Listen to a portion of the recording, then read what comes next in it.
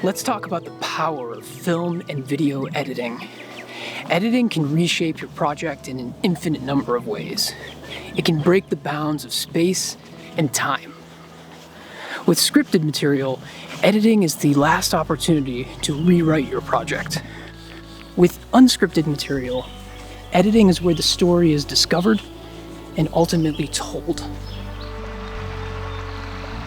Russian montage theory teaches us that the interpretation of a film is heavily influenced and sometimes even altered entirely by thoughtful juxtaposition of images.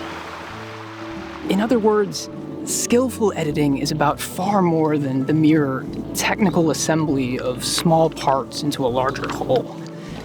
Editing creates meaning that wouldn't exist if those small parts were viewed independently or in a different order.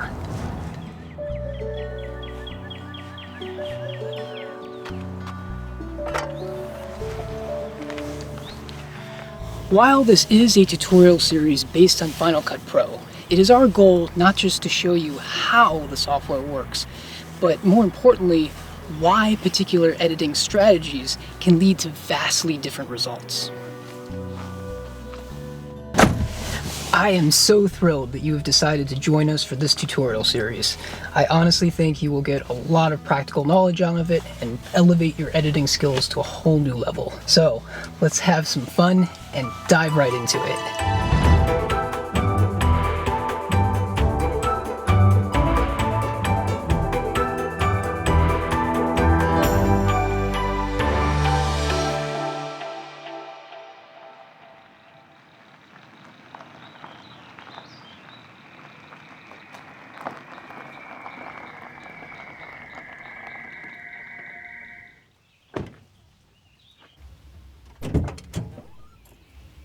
Let's see what we can discover down this set of trails.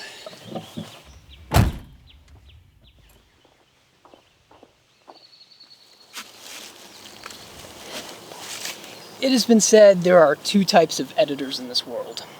Those who back up their footage and those who will.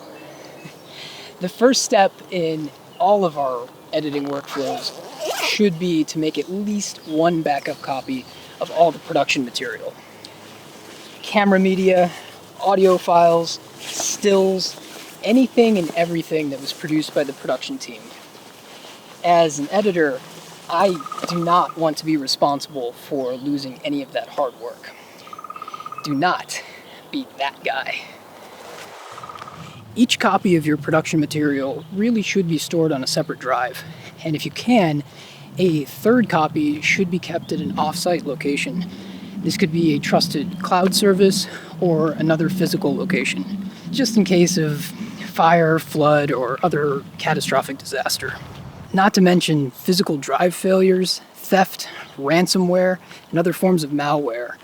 It's not a matter of if, but when your primary media drive fails, you, your client, and all project stakeholders will be grateful that you had the foresight to create backups.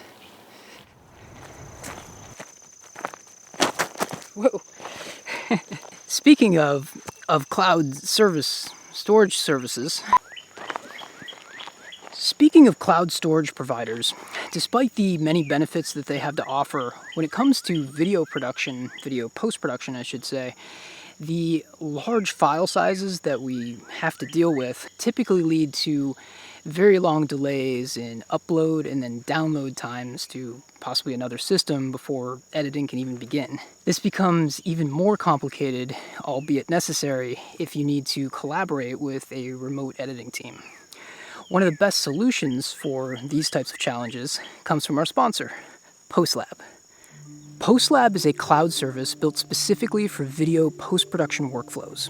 PostLab Drive offers some of the fastest upload and download speeds available thanks to its deep integration with macOS and video-optimized server technologies. PostLab also gives special treatment to your Final Cut Pro libraries and Premiere Pro projects, greatly simplifying collaborative workflows, a topic that we will be exploring in much greater detail in future tutorials, so make sure you're subscribed. Here at Celestial Cinema, we have been using PostLab long before they became a sponsor and can wholeheartedly recommend their services. To learn more, check out the link in the description. Before launching Final Cut Pro, it's very important to understand how the production team organized all the media that they produced. If you were part of that production team or involved with the project before shooting began, then hopefully you had a chance to work this out in advance. Now, I know some of you probably don't find this to be the most exciting topic, but trust me, the larger and more complex your projects become, the more critical a consistent file structure will be. But even with smaller, simpler projects, establishing solid organizational habits will save time, reduce stress, and better prepare us for larger, more exciting, and ultimately better paying jobs down the road. Got a little chilly out here. But using our YouTube videos as an example, our file structure looks like this. Episode number,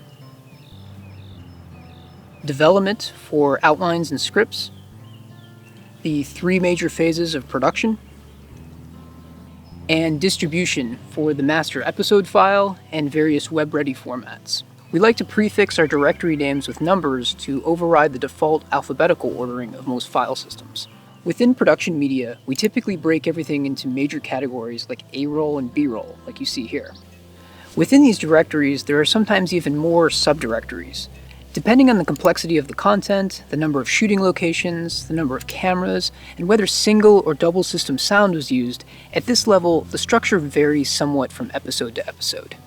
But even with these minor variations, the surrounding framework remains intact, and our post team knows exactly where to find everything that they need to jumpstart the editing process. The key is really to create a consistent, repeatable file structure that works for you. If it can scale up to meet the needs of the most complex film or video project that you are likely to work on, then you're probably on the right track. Also note that we deliberately separate production media from everything created in post. Again, as our projects grow in size and complexity, this will help keep us focused and sane. A quick tip that I picked up from working with software developers years ago. If you are working on a team or would simply like to leave notes for yourself, try creating plain text readme files like this. They are extremely small, usually measured in bytes, not even kilobytes, and can be opened and edited on virtually any type of computer. No proprietary software like Microsoft Word is required, just a simple plain text editor. These plain text readme files can serve as a simple form of documentation, describing what belongs in each directory, plus any technical or aesthetic notes that you'd like to pass on. If we are given a project with this or any other form of documentation, we should be sure to read it. README files are given that name for good reason, and can be a great help in understanding the file structure that we are now responsible for. Now that we're comfortable with our file structure and have everything safely backed up, it's probably a good idea to discuss Final Cut Pro's unique library framework. This is an aspect of the software that makes it truly different from other editing applications like Avid and Premiere Pro. So if you are ready to hike far deeper into the how and why of this incredible tool, then make sure you're subscribed, because that's exactly where the next video in this series is going to begin. Myself and the rest of our production team are very much looking forward to seeing you there.